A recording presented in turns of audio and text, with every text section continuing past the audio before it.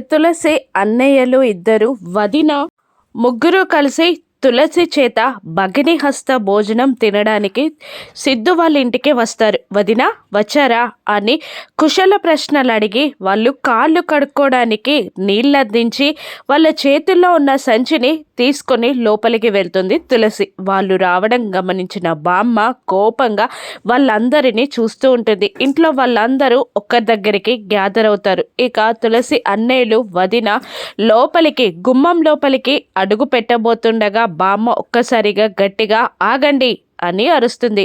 మా ఇంటి బిడ్డ కీర్తిని మీరు ఇంటి నుండి గెంటేసినప్పుడు మీరు మా ఇంట్లోకి ఎలా అడుగు పెడతారు? మీరు మా ఇంట్లోకి అడుగు పెట్టడానికి వీల్లేదు అని అనగానే తులసి అన్నయ్యలు ఇద్దరు వెళ్ళిపోబోతూ ఉంటారు. తులసి బాధపడుతూ షాక్ అవుతూ ఉంటుంది. సిద్ధు కూడా ఆగండి అని గట్టిగా అరుస్తాడు. ఇంట్లోకి రావద్దన్నారు అంతే కదా, వేరే అరేంజ్మెంట్ చేస్తాను అని అంటూ భోజనాలని గుమ్మం బయటికి షిఫ్ట్ చేస్తాడు సిద్ధు. ఇక అక్కడ అందరూ కూర్చొని తినడానికి రెడీ అవుతుండగా సిద్ధు నేను కూడా ఇక్కడే భోజనం చేస్తాను అని అంటూ ఉంటాడు.